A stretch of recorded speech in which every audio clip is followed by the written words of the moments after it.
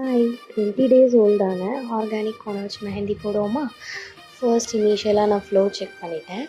Flow check பண்ணதுக்கப்புறமா நானாக ஒரு ரெஃபரன்ஸ் இமேஜ் வச்சு மெஹந்தி போட ஸ்டார்ட் பண்ணிட்டேன். இந்த இடத்துல எனக்கு ஹேர்ஸ் ரொம்ப இருக்கும் கையில். ஸோ எனக்கு போடுறதுக்கு பர்ஃபெக்ஷனோ டிசைன்ஸோ எனக்கு அவ்வளோவா அந்த இடத்துல பர்ஃபெக்டாக எனக்கு வரல.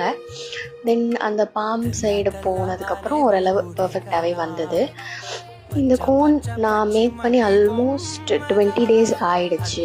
லாஸ்ட் முகூர்த்தம் அன்னைக்கு நான் மேக் பண்ணது. அடுத்து அது மீதமாகி நான் ஃப்ரிட்ஜில் வச்சுருந்தேன்.